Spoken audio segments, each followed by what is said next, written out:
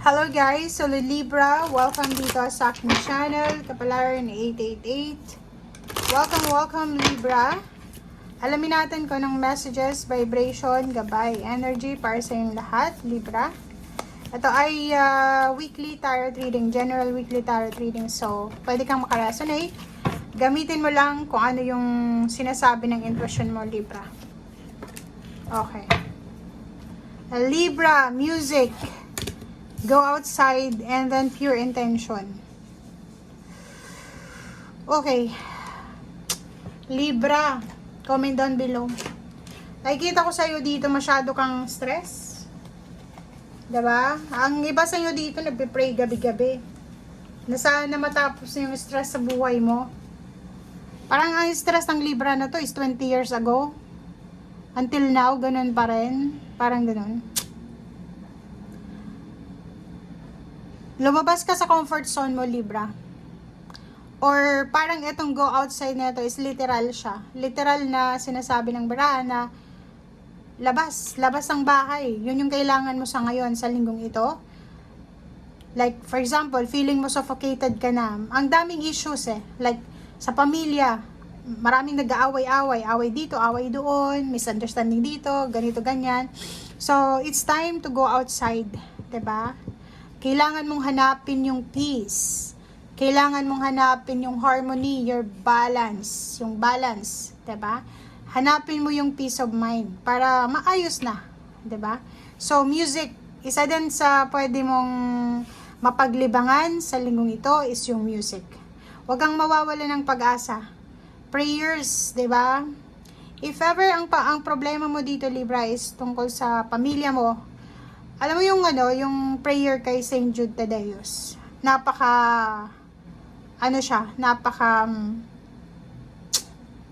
milagroso na prayer. So, pwede mo yun na magamit kung gusto mo ng pagbabago. Like, may anak ka na hindi mo makontrol yung ugali niya, may asawa ka na hindi mo makontrol yung bisyo niya, yung boss mo parang pinag-iinitan ka, prayers, okay? And yun, yung sinasabi ng baraha, lumabas ka sa comfort zone mo, or literal lumabas ka dyan sa sitwasyon na yan, or lumabas ka sa labas ng bahay, or sa labas ng kwarto, mag-explore ka, magpahangin ka, breathe in, breathe out, relax. Okay?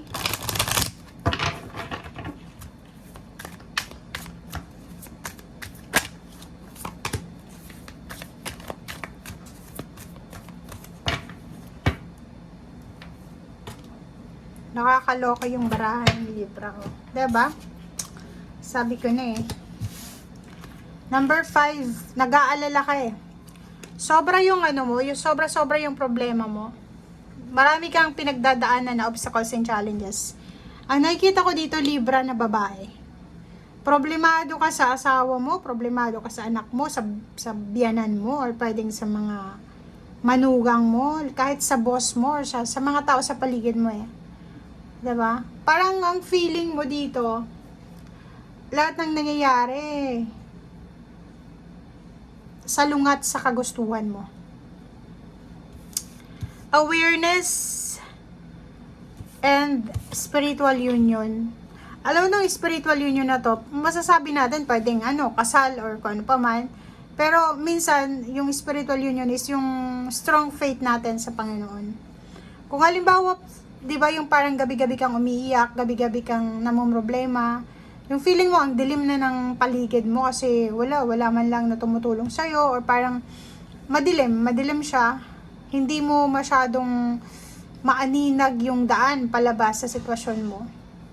Pray, di ba? Kailangan mo ng strong foundation, connection sa ating Panginoon. Minsan, alam nyo, yung pag may mga problema kayong pinagdadaanan, minsan it's a reminder din, 'di ba? Na parang oras na para maging connected tayo. Kumuha tayo ng lakas sa Panginoon. Kumuha tayo ng lakas sa Kanya para dito sa pinagdadaanan niyo, 'di ba? Ang bigat ng baraha mo, nang nakita ko pa lang 'to, ramdam ko na, Libra, na may obstacles and challenges ka. Disappointed ka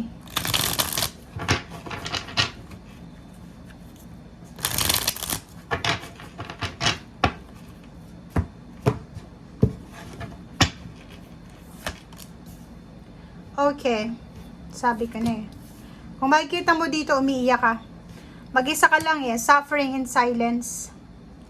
May Libra ditong nag-aalala. Ang problema lang, kung ikaw ay may problema sa health, yun lang. Kasi yung problema mo, sinasarili mo eh. At itong empowerment na to, na Emperor, sinasabi Sir Libra na ikaw yung may ano eh.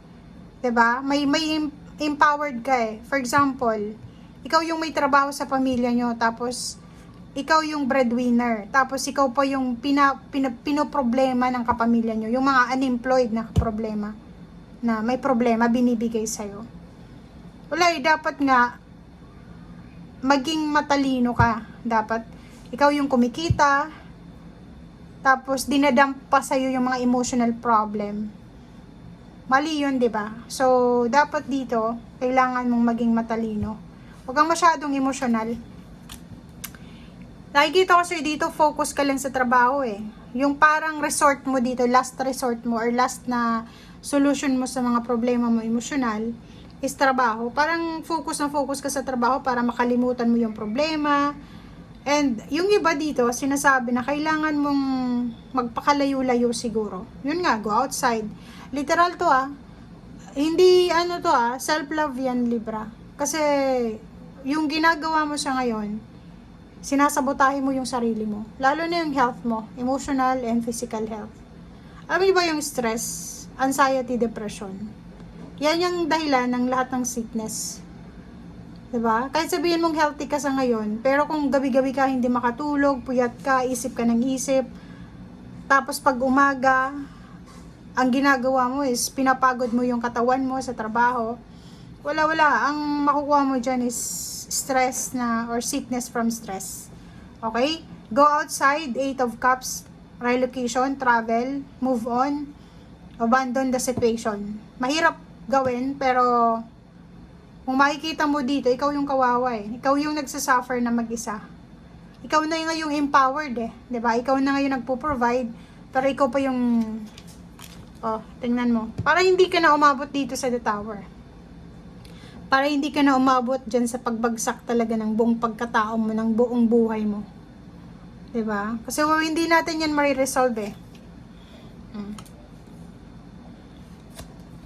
Kasi ang sinisisi mo sa ngayon, sarili mo. Tingnan mo. 'Di ba? Sinasabi diyan sa iyo ng baraha,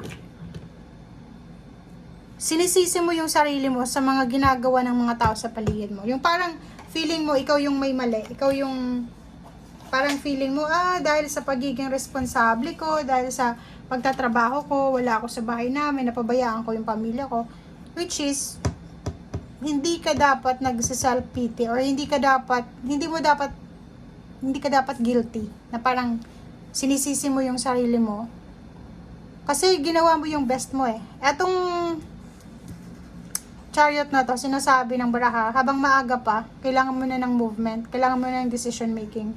Kung mahal mo yung sarili mo, kailangan mo magdesisyon para sa sarili mo. Okay? So yan guys ang sinasabi ng baraha. Thank you and see you again. Bye!